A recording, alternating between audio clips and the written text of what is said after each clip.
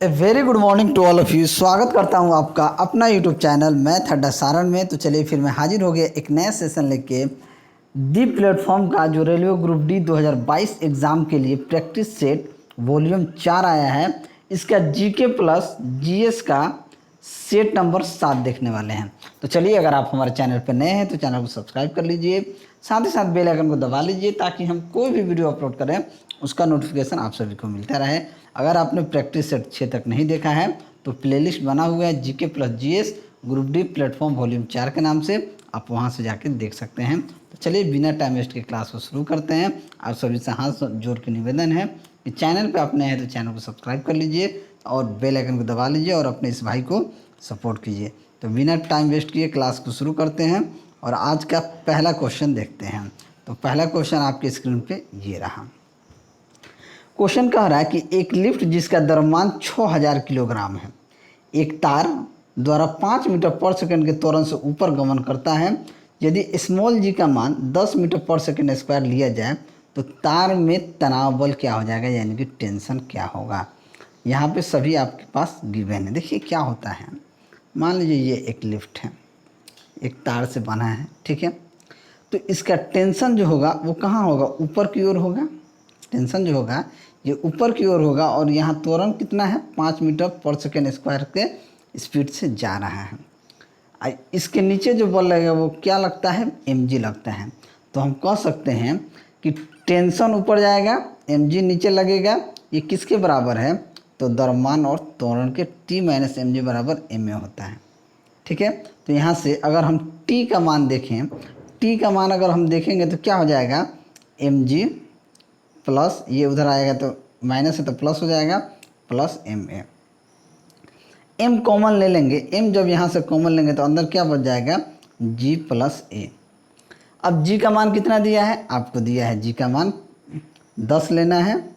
त्वरण आपको कितना दिया है, 5 दिया है। द्रव्यमान कितना दिया है, 6000 किलोग्राम, तो 6000, 10 5 15 छक्का 90, यानी कि 90,000 न्यूटन हो जाएगा आपका सही उत्तर। तो ऑप्शन डी क्या हो जाएगा, आपका राइट आंसर हो जाएगा। चलिए अगला प्रश्न देखते हैं। अगला प्रश्न है कि किसी तार से 10 एम्पियर की धारा बहती है जिसके सिरों के बीच का विभवांतर 3 वोल्ट है, तो तार के प्रतिरोध का गणना कीजिए। V बराबर क्या होता है, V बराबर होता है IR। तो R बराबर क्या हो जाएगा, V बट्टे में I। अगर V का मान 3 वोल्ट है और I का मान कितना है, 10 एम्पियर है, तो ये मान क्या हो जाएगा, 0.3 ओम हो जाएगा। तो ऑप्शन कौन सही हो जाएगा, तो ऑप्शन डी आपका राइट आंसर हो जाएगा। चलिए अगला प्रश्न। अगला प्रश्न ये है कि कील की नोक नुकीली क्यों होती है।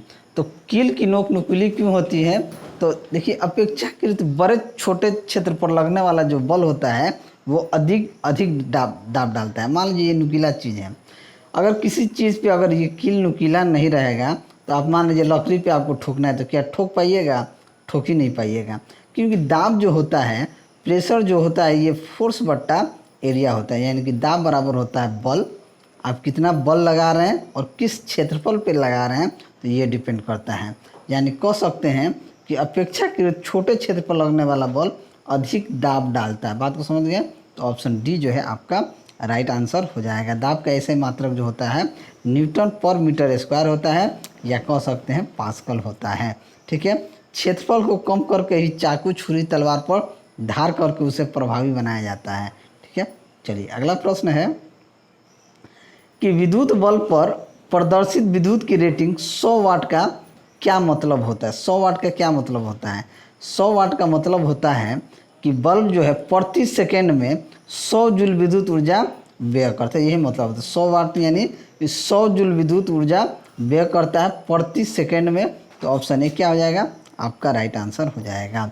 इसी तरीके से देखिए 1 किलो वाट आवर जो होता है, 1 किलो वाट आवर का मतलब होता है 3.6 इंटू 10⁶ जूल। ये 10⁶ जूल, ये जो चीज़ है 1 किलो वाट आवर का डायरेक्ट कभी कभी पूछ लिया जाता है, ठीक है। चलिए आगे बढ़ते हैं और अगला प्रश्न है कि जब मुख्य तार से खींची गई धारा 20 एम्पियर से अधिक हो तो अधिक गर्म होने के कारण आग लग सकती है, इसे क्या कहा जाता है? अगर मान लीजिए कोई भी मुख्य तार से खींची गई धारा अगर 20 ओम से अधिक होती है तो अधिक गर्म होने के कारण आग लग सकती है। इससे हीटिंग से अधिक यानी ओवर हीटिंग कहा जाता है। क्या कहा जाता है?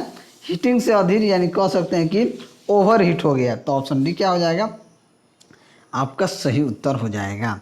ताप में वृद्धि से ध्वनि का वेग व तरंग लंबाई क्या हो जाता है? अगर ताप में वृद्धि होगा तो ध्वनि का वेग व तरंग लंबाई क्या हो जाएगा? बढ़ जाएगा। क्या हो जाएगा? बढ़ जाएगा। तो ऑप्शन ए आपका सही उत्तर हो जाएगा। चलिए अगला प्रश्न है कि अनुच्छेद 370 के मुख्य मसौदाकार कौन थे? तो अनुच्छेद 370 के मुख्य मसौदाकार जो है एन गोपाल स्वामी अयंगर थे। तो ऑप्शन सी जो है आपका राइट आंसर हो जाएगा। अनुच्छेद 370 जम्मू कश्मीर राज्य से संबंधित अस्थायी उपबंध था, जिसे 370 जो है अब अगस्त 2019 को 370 के खंड ए को छोड़कर शेष प्रावधान को क्या कर दिया गया है? समाप्त कर दिया गया है। चलिए अगला प्रश्न देखते हैं कि निम्नलिखित में से कौन सी पुस्तक 1817 में स्कॉटिश अर्थशास्त्री जेम्स मिल द्वारा लिखी गई थी? तो जेम्स मिल द्वारा the history of British in India लिखा गया था। तो ऑप्शन सी क्या हो जाएगा? आपका राइट आंसर हो जाएगा। अगला प्रश्न देखते हैं कि किस भारतीय बैडमिंटन खिलाड़ी ने इंडिया ओपन पुरुष एकल खिताब 2022 जीता है? तो ये लक्ष्य सेन ने जीता है। तो ऑप्शन सी जो होगा ये आपका सही उत्तर हो जाएगा। अगर आप सभी को वीडियो अच्छा लगे तो वीडियो को लाइक कीजिएगा, चैनल पर नए होंगे तो चैनल को सब्सक्राइब कीजिएगा और अपने इस भाई को दिल से सपोर्ट कीजिएगा। चलिए अगला प्रश्न देखते हैं। अगला प्रश्न है कि वायु में 1.5 अपवर्तनांक वाली कांच की प्लेट में प्रकाश प्रवेश करता है तो कांच में प्रकाश की चाल क्या हो जाएगी? देखिए अपवर्तनांक हम कैसे निकालते हैं? अपवर्तनांक होता है म्यू, म्यू से निकालते हैं। म्यू बराबर सी बटा वी होता है, यानी कि निर्वात में प्रकाश की चाल बट्टा माध्यम में प्रकाश की चाल। यानी क्या होता है? निर्वात में प्रकाश की चाल बट्टा माध्यम में प्रकाश की चाल। निर्वात में प्रकाश की जो चाल होता है वो आपका क्या होता है? 3 गुना 10⁸ मीटर पर सेकेंड होता है, यानी कि 3 गुना 10⁸ मीटर पर सेकेंड। और ये माध्यम में प्रकाश की चाल हमको निकालना है। म्यू का मान कितना दिया है? 1.5। काट दीजिए, 2 से ही कट जाएगा, 2 बार में कट जाएगा। यानी कि हम कह सकते हैं माध्यम में प्रकाश की चाल क्या हो जाएगा? 2 गुना 10⁸ मीटर पर सेकेंड। तो ऑप्शन ए क्या हो जाएगा? आपका सही उत्तर हो जाएगा। चलिए अगला प्रश्न है। अगला प्रश्न ये रहा कि एक वस्तु को सीधे ऊपर की ओर 4.9 मीटर पर सेकेंड के वेग से फेंका जाता है और वस्तु को उच्चतम बिंदु तक पहुंचने में कितना समय लगेगा यदि गति के दरमियान वस्तु को नीचे की ओर दिश त्वरण 9.8 मीटर प्रति सेकेंड स्क्वायर हो? बात को समझिएगा, ठीक है। यहाँ प्रारंभिक वेग जो है u कितना है? 4.9 मीटर पर सेकेंड। स्मॉल जी का मान दिया है, ये स्मॉल जी जो है इसका गुरुत्वीय त्वरण का मान कितना दिया? स्मॉल जी का मान 9.8 मीटर पर सेकेंड स्क्वायर। अगर अधिकतम ऊंचाई तक जाने में जो लगेगा समय वो क्या लगेगा? समय जो लगेगा t बराबर स्मॉल u बट्टा जी। u का मान 4.9 है, g का मान 9.8 है, ये कट जाएगा 2 यानी 1/2 यानी कि 0.5 सेकेंड लगेगा। तो ऑप्शन डी जो है क्या हो जाएगा? आपका सही उत्तर हो जाएगा। चलिए अगला प्रश्न। अगला प्रश्न है कि एक व्यक्ति का वजन पृथ्वी के तल पर W न्यूटन है। इसका वजन पृथ्वी तल से पृथ्वी के त्रिज्या के आधी ऊंचाई पर क्या हो जाएगी? आधी ऊंचाई पर क्या हो जाएगी? अगर एक व्यक्ति का वजन पृथ्वी के तल पर W न्यूटन है, अगर मान लीजिए उसकी ऊंचाई को r/2 कर दें, रेडियस का त्रिज्या के आधी ऊंचाई पर होगा तो कह देंगे कि r/2 हो गया, तो W डैश बराबर क्या हो जाएगा? इसके लिए एक फॉर्मूला होता है W इंटू R बट्टा R plus H into whole square.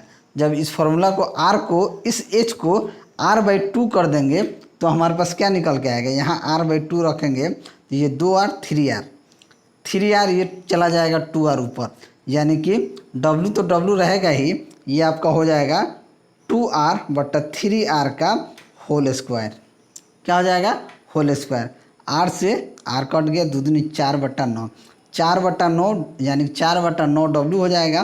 तो ऑप्शन सी क्या हो जाएगा? आपका सही उत्तर हो जाएगा। चलिए अगला प्रश्न है कि ईसीजी द्वारा उत्पादित विद्युत बल्ब को महसूस करता है। ईसीजी जो होता है ये हृदय जांच किया जाता है, ठीक है। ईसीजी यानी कि इलेक्ट्रोकार्डियोग्राम जो होता है, तो ईसीजी का पूर्ण रूप इलेक्ट्रोकार्डियोग्राम होता है। ईसीजी जो है हृदय के जांच के लिए किया जाता है। तो ऑप्शन डी आपका क्या हो जाएगा, राइट आंसर हो जाएगा। इसके साथ एक और किया जाता है ईईजी, यानी इलेक्ट्रोएन्सेफेलोग्राम जो होता है वो ईईजी होता है, ठीक है। निम्न में से फलों में किस में पोटेशियम की मात्रा अधिक होती है? तो पोटेशियम की मात्रा किस में अधिक होती है? तो केला जो होता है ना उसमें पोटेशियम की मात्रा सबसे अधिक होती है, ठीक है। तो ऑप्शन ए क्या हो जाएगा, आपका राइट आंसर हो जाएगा। चलिए, कौन सी ग्रंथि केवल यौवन तक सक्रिय रहती है? यानी यौवन तक थाइमस ग्रंथि जो होता है ये केवल यौवन तक सक्रिय रहती है, और जब आदमी बूढ़ा होता है ना तो ये लुप्त हो जाता है। और थाइमस ग्रंथि वक्ष में हृदय से आगे स्थित होती है। चलिए अगला प्रश्न है कि बौद्ध धर्म से संबंधित प्रख्यात भवन संरचना धार्मिक स्तूप का निर्माण मूलतः डैश वंश के शासनकाल के दौरान किया गया था। तो किसके शासनकाल के, यानी कि हम कह सकते हैं मौर्य वंश के शासनकाल के दौरान कराया गया था। तो ऑप्शन ए यहाँ पे आपका सही उत्तर हो जाएगा। और वर्तमान आंकड़ों के अनुसार इनमें से कौन सी भारत की जनजातीय भाषा है? तो भारत की जनजातीय भाषा जो है गोंडी जो है, वर्तमान आंकड़ों के अनुसार गोंडी भारत की जनजातीय भाषा है। और भोजपुरी पूर्वी उत्तर प्रदेश और बिहार में मुख्यतः बोली जाती है। और कोंकणी जो है, कोंकणी और मैथिली संविधान के अष्टम सूची में शामिल है, ठीक है। और मैथिली जो है बिहार में और नेपाल में मुख्यतः मैथिली बोला जाता है। चलिए अगला प्रश्न है कि हाल ही में अमेरिकी सिक्के पर दिखाई देने वाली पहली अश्वेत महिला कौन बनी है? तो ये आपका माया एंजेलो है। तो ऑप्शन ए क्या हो जाएगा, आपका सही उत्तर हो जाएगा। चलिए आगे बढ़ते हैं और अगला प्रश्न देखते हैं। तब तक वीडियो अगर आप लाइक नहीं किए हैं तो लाइक कर दीजिएगा, चैनल पर नए हैं तो चैनल को सब्सक्राइब जरूर कर दीजिएगा। अगला प्रश्न है कि केरल चट्टानें कोरल चट्टानें कौन से जंतु बनाते हैं? तो कोरल चट्टानें जो होता है ये सिलेंट्रस जंतु जो हैं, ये सिलेंट्रस जंतु कोरल चट्टानें बनाते हैं। तो ऑप्शन सी क्या हो जाएगा, आपका सही उत्तर हो जाएगा। और समुद्र में कुल प्रकाश संश्लेषण में समुद्री पादपों का योगदान लगभग कितना होता है? समुद्री पादपों का जो योगदान की बात की जाए तो लगभग 90% होता है। क्या होता है? लगभग 90% होता है। तो ऑप्शन डी जो है आपका राइट आंसर हो जाएगा। चलिए अगला प्रश्न है कि ताज़ा खमीर यानी यीस्ट कोशिकाएं डैश का एक अच्छा सोर्स है। तो ताज़ा खमीर जो होता है ये विटामिन बी का एक अच्छा स्रोत है। क्या है? विटामिन बी का एक अच्छा स्रोत है। और विटामिन बी2 का स्रोत अनाज, कलियाँ, सोयाबीन, अंडा तथा मांस है। और विटामिन बी12 का स्रोत पनीर, अंडा, ईस्ट, दूध, मांस है। चलिए अगला प्रश्न आपके सामने ये रहा कि मस्तिष्क के विषय में कौन सा विकल्प असत्य है? मस्तिष्क के विषय में यह अग्र, ऊपरी एवं पार्श्व मस्तिष्क बनाता है। इसके 3 भाग होते हैं, 2 पार्श्व अर्धगोलार्ध एवं 1 केंद्रीय वर्मिक्स। यह मस्तिष्क का लगभग 80% भाग होता है। यह अग्र मस्तिष्क का भाग होता है। तो यहाँ देखा जाए तो प्रमस्तिष्क के 3 भाग होते हैं, 2 पार्श्व अर्धगोलार्ध एवं 1 केंद्रीय वर्मिक्स होता है। तो ऑप्शन बी क्या हो जाएगा, आपका सही उत्तर हो जाएगा। मायोसिन और एक्टिन क्या है? मायोसिन और एक्टिन की बात की जाए तो मायोसिन और एक्टिन पेशी प्रोटीन है। क्या है? पेशी प्रोटीन है। तो ऑप्शन ए जो है ये आपका राइट आंसर हो जाएगा। मांसपेशियों का संकुचन एक्टिन और मायोसिन जैसा सिकुड़ा प्रोटीन की उपस्थिति पर निर्भर करता है। चलिए अगला प्रश्न है कि चयापचय के संबंध में गलत क्या है? चयापचय के संबंध में गलत क्या है? शरीर में शामिल सभी रासायनिक प्रतिक्रियाएं, सरल अणुओं से जटिल अणुओं का विश्लेषण, या उपचय और अपचय। तो देखा जाए तो ये तीनों चीज़ जो हैं चयापचय के लिए गलत है। तो कह सकते हैं ऑप्शन डी क्या हो जाएगा, आपका राइट आंसर हो जाएगा। चयापचय की बात की जाए तो चयापचय के जो लक्षण की बात की जाए तो थकान रहना, हाई कोलेस्ट्रॉल, मांसपेशियों में कमजोरी, ड्राई स्किन, वजन बढ़ना, जोड़ों में सूजन, ये सब क्या है, इसके कारण है। घूमर डैश राज्य की एक लोक नृत्य शैली है। घूमर जो है ये आपकी बात की जाए तो घूमर राजस्थान की क्या है, नृत्य शैली है। तो ऑप्शन डी जो है आपका यहाँ पे सही उत्तर हो जाएगा। और शास्त्रीय संगीतकार टी आर महालिंगम किस वाद्य यंत्र से संबंधित हैं? तो ये किस वाद्य यंत्र से संबंधित हैं? तो ये जो हैं बांसुरी वाद्य यंत्र से संबंधित है। तो ऑप्शन ए आपका राइट आंसर हो जाएगा। और प्रमुख तबला वादक अल्लाह रखा, जाकिर हुसैन, गुदई महाराज, ये सब तबला वादक थे। ठीक है, चलिए। भारतीय संविधान का अनुच्छेद डैश धार्मिक मामलों के प्रबंधन की स्वतंत्रता से संबंधित है। तो भारतीय संविधान का अनुच्छेद 26 जो है ये धार्मिक मामलों के प्रबंधन की स्वतंत्रता से संबंधित है। तो ऑप्शन बी जो है आपका राइट आंसर हो जाएगा। अगर अनुच्छेद 26 के अधिकार की बात की जाए तो धार्मिक कार्यों के प्रबंधन का अधिकार, जिसके अंतर्गत धर्मविलंबियों का धार्मिक संस्था की स्थापना का अधिकार है, चल अचल संपत्ति के प्रबंधन का अधिकार है, इन संपत्तियों के प्रशासन का भी अधिकार है। चलिए अगला प्रश्न है, अच्छा ये रीजनिंग है। चलिए आगे बढ़ते हैं, अगला प्रश्न हम देखते हैं। तब तक वीडियो को आप लाइक कर दीजिएगा। CaO का रासायनिक नाम क्या है? तो CaO का रासायनिक नाम की बात की जाए तो इसे कैल्शियम ऑक्साइड कहा जाता है। तो कैल्शियम ऑक्साइड यानी कि ऑप्शन ए आपका राइट आंसर हो जाएगा। और इसे क्विक लाइम भी, कैल्शियम ऑक्साइड को क्विक लाइम भी कहा जाता है। और इसका उपयोग जो है सीमेंट के निर्माण में होता है। किसके निर्माण में होता है? सीमेंट के निर्माण में होता है। 250 डिग्री सेल्सियस पर पानी की भौतिक अवस्था क्या हो जाएगी? 250 डिग्री सेल्सियस पर उसका भौतिक अवस्था क्या हो जाएगी? गैस हो जाएगी। तो ऑप्शन ए क्या हो जाएगा? आपका राइट आंसर हो जाएगा। अगला प्रश्न, जिप्सम का रासायनिक सूत्र क्या है? कई बार पूछा गया है और इस तरह का प्रश्न पूछा जाता है। तो जिप्सम का रासायनिक सूत्र होता है CaSO4.2H2O। क्या होता है? CaSO4.2H2O होता है। तो ऑप्शन सी क्या हो जाएगा? आपका राइट आंसर हो जाएगा।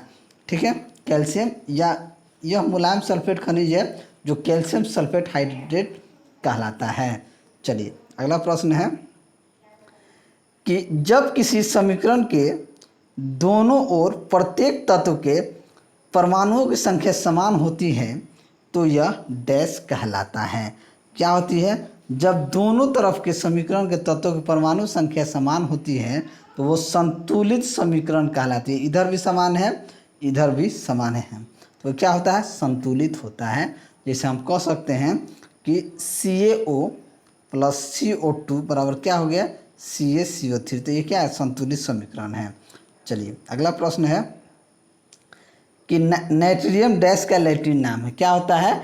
नाइट्रियम डैश का एक लैटिन नाम है। तो किसका लैटिन नाम है? तो ये सोडियम का लैटिन नाम नाइट्रियम है। तो ऑप्शन सी क्या हो जाएगा? आपका राइट आंसर हो जाएगा। ठीक है, जैसे अगर देखिए कुछ तत्व जैसे एंटीमनी, उसका लैटिन नाम क्या है? स्टीवियम। कॉपर का लैटिन क्या है? क्यूपरम। गोल्ड का एरम, आयरन का फेरम। इस तरीके से बहुत सारा है। मरकरी का हाइड्रोग्राम, पोटेशियम का कैलियम, इस तरीके से सिल्वर का अर्जेंटम। ये क्या है? लैटिन नाम है। ठीक है, चलिए अगला प्रश्न है कि लेड नाइट्रेट को गर्म करने पर होने वाली रासायनिक अभिक्रिया का समीकरण क्या हो जाएगा? जब लेड को गर्म कीजिएगा, लेड नाइट्रेट क्या होता है? रंगहीन होता है। इसको गर्म कीजिएगा तो ये आपको टूटेगा लेड मोनोऑक्साइड पीला में, नाइट्रोजन डाइऑक्साइड रेडिश ब्राउन में, प्लस ऑक्सीजन में। तो ऑप्शन बी क्या हो जाएगा? आपका राइट आंसर हो जाएगा। चलिए अगला प्रश्न है, अगला प्रश्न है कि 31वां दक्षिण पूर्व एशियाई खेल 2022 में किस देश में आयोजित किया जाएगा? किस देश में किया जाएगा? तो वियतनाम में। तो ऑप्शन ए आपका सही उत्तर हो जाएगा। और 1859 में कलकत्ता में पहली जूट मिल कहाँ लगाई गई थी? तो कलकत्ता में जो पहली जूट मिल था वो आपको रिसरा में लगाया गया था। तो ऑप्शन ए जो है आपका राइट आंसर हो जाएगा। और अगला प्रश्न है कि अंग्रेजी भाषा श्रेणी के लिए साहित्य अकेडमी पुरस्कार 2021 किसने जीता है? तो ये आपका नमिता गोखले ने जीता है, नमिता गोखले ने। तो ऑप्शन सी जो होगा ये आपका सही उत्तर हो जाएगा। चलिए आगे बढ़ते हैं और अगला प्रश्न देखते हैं। अगला प्रश्न आपके सामने ये रहा। चलिए अगला प्रश्न जो है ये रहा कि 0.001 MHF के पीएच का मान क्या हो जाएगा। तो पीएच का मान क्या हो जाएगा, जब इसका पीएच निकालिएगा तो पीएच आप कैसे निकालेंगे, पीएच बराबर एच एफ बराबर, अगर हम देखें एच एफ बराबर 0.001 m, यानी कह सकते हैं 1 गुना 10⁻³ m है। अगर पीएच निकालें तो माइनस लॉग एच आयन होगा। तो यहाँ देखें माइनस लॉग 10⁻³ करेंगे तो ये 3 इधर आ जाएगा, 3 लॉग 10⁻10 यानी कि कितना आ जाएगा, 3 आ जाएगा। तो ऑप्शन ए क्या हो जाएगा, आपका राइट आंसर हो जाएगा। चलिए अगला प्रश्न है कि नेल पॉलिश रिमूवर में निम्नलिखित में से क्या मौजूद होता है। तो नेल पॉलिश रिमूवर में एसीटोन मौजूद होता है। क्या होता है, एसीटोन मौजूद होता है। तो ऑप्शन बी जो है आपका राइट आंसर हो जाएगा। एसीटोन का रासायनिक सूत्र देखिए C3H6O होता है। ब्लॉक संरचना में निहित है। ब्लॉक संरचना में क्या होते हैं, ब्लॉक संरचना में 4 भाग होते हैं। तो ऑप्शन ए क्या हो जाएगा, आपका राइट आंसर हो जाएगा। और अगला प्रश्न, भारत में दूरदर्शन प्रसारण की शुरुआत कब हुई थी। तो भारत में दूरदर्शन प्रसारण की जो शुरुआत हुई थी 1959 ईस्वी में हुआ था। तो ऑप्शन बी जो है आपका राइट आंसर हो जाएगा। और दूरदर्शन पर राष्ट्रीय प्रशासन की शुरुआत 1982 ईस्वी में हुआ था। कर्नाटक के नए मुख्यमंत्री कौन बने हैं। तो कर्नाटक के नए मुख्यमंत्री बसवराज एस बोम्मई बने हैं। तो ऑप्शन ए आपका राइट आंसर हो जाएगा। और अगला प्रश्न देखते हैं कि 4 साल के लिए निरंतर उत्कृष्ट प्रदर्शन के लिए राष्ट्रीय खेल पुरस्कार डैश है। राष्ट्रीय खेल पुरस्कार क्या है, खेल रत्न पुरस्कार। तो ऑप्शन बी आपका राइट आंसर हो जाएगा। इस पुरस्कार को भारत के भूतपूर्व प्रधानमंत्री श्री राजीव गांधी के नाम पर रखा गया था। और इस पुरस्कार में एक पदक, एक प्रशस्ति पद पर 25 लाख रुपये का इनाम दिया जाता है। चलिए अगला प्रश्न है कि बीजू पटनायक अंतर्राष्ट्रीय हवाई अड्डा कहाँ स्थित है, जहाँ से मुख्यमंत्री वायु स्वास्थ्य सेवा शुरुआत की गई थी। तो ये आपका उड़ीसा में स्थित है। तो ऑप्शन ए क्या हो जाएगा, आपका राइट आंसर हो जाएगा। और गोल्डन गर्ल पुस्तक के लेखक कौन है। तो गोल्डन गर्ल पुस्तक के लेखक पीटी उषा है। तो ऑप्शन बी जो है आपका राइट आंसर हो जाएगा। पीटी उषा का पूरा नाम है पीलूवालकंडी टेकारपविल उषा है। पीटी उषा को ही उड़न परी भी कहा जाता है।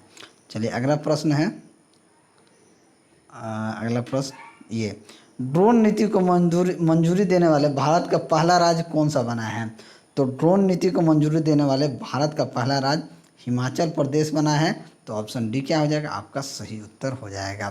तो चलिए, अगर आप सभी को मेरा वीडियो अच्छा लगा हो तो सबसे पहले वीडियो को लाइक कीजिए, उसके बाद दोस्तों में शेयर कीजिए।